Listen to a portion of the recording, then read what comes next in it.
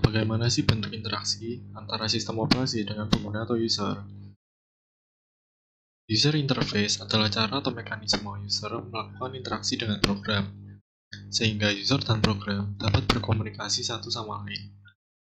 User interface juga dapat menerima informasi dari user dan memberikan informasi kepada user setelah melalui proses yang ada pada program atau komputer untuk kepentingan user.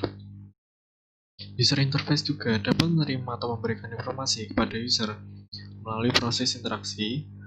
Melalui proses inilah, program dan user dapat berinteraksi untuk kepentingan user. Berikut juga ada macam-macam interaksi yang umumnya terjadi. Yang pertama ada direct manipulation atau pengoperasian secara langsung. Interaksi langsung dengan objek pada layar sehingga aktivitas akan dikerjakan oleh komputer. Ketika pengguna memberikan instruksi langsung yang ada pada layar komputer, misalnya delete file dengan memasukkannya ke trash, drag and drop, dan lain-lain. Yang kedua ada menu selection.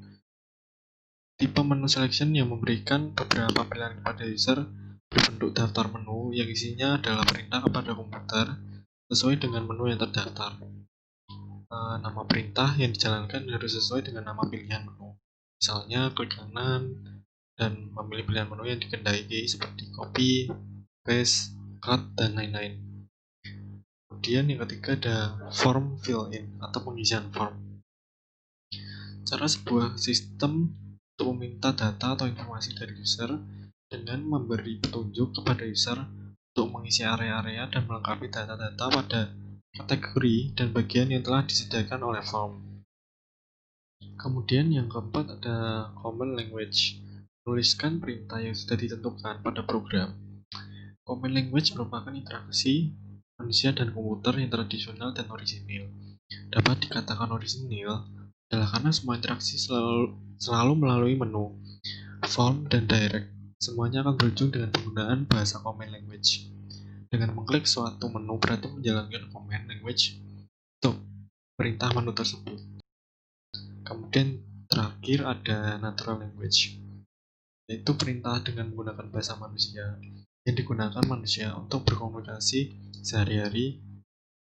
Pada program yang dapat menerima perintah menggunakan natural language dapat disebut sebagai artificial intelligence. Contohnya adalah dengan menggunakan search engine di Google.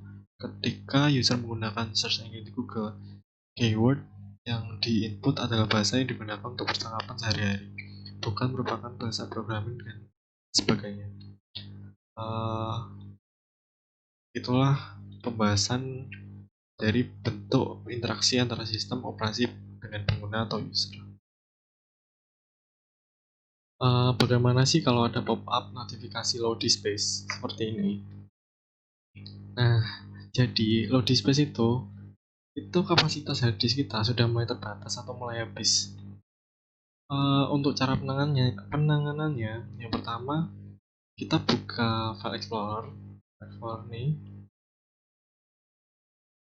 kemudian kita menuju ke disk PC, ataupun kita langsung ke disk C atau tempat penyimpanan sistem kita di mana. Kita klik kanan karena punya saya di C, partisi C.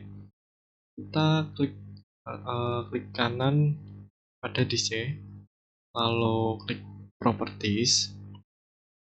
Kemudian di sini terdapat tulisan disk cleanup.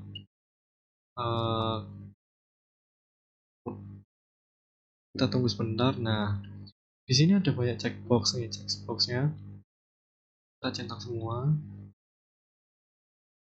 Tapi saat mencentang semua boxnya, kita harus cek kembali saat mencentangnya, karena bisa saja terdapat file-file yang penting ikut terhapus juga. Nah, ini karena punya saya nggak ada yang penting, di download juga paling gede, memang nggak ada yang penting, udah klik oke saja.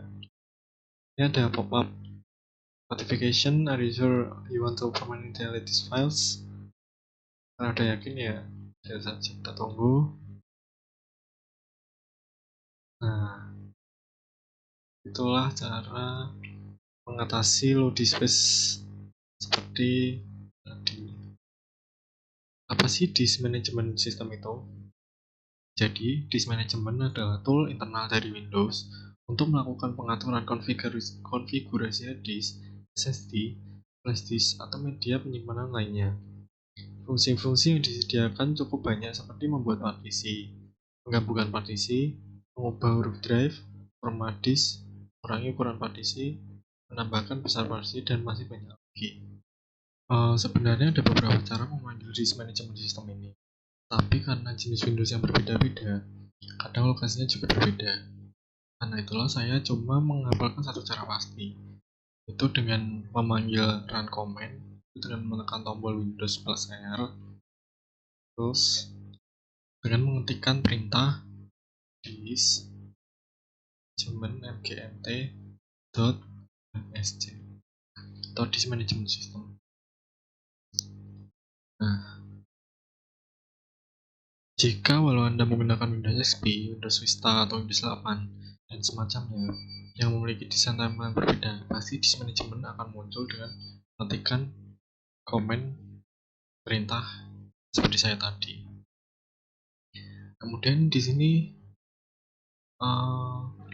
saya ingin membuat partisi baru nih dari partisi tapi saya akan mengambil sebagian saja. Di sini kita data E-nya klik kanan, kemudian string volume, kita tunggu bentar. Nah, saya akan hanya mengambil 30 GB dari partisi data E-nya. 30 GB. Oke, tunggu sebentar. Nah, di sini ada tulisan allocated karena kita belum buat partisinya. Jadi kita akan membuat dia menjadi partisi disk baru. Itu dengan klik kanan, simple volume, kita klik next, lagi. Nah, di sini kita akan memilih nih apa sih yang nama lokal disknya, mau A, B, C, D, terserah. Saya akan menggunakan D saja. Oke, next. Kalau sistemnya TFS, kita next saja dan next. Nah, jadi data T-nya udah ke partisi nih dari pengambilan seringnya dari data E 33. Oke, itu sekian dari saya. Apa itu disk management system. Terima kasih.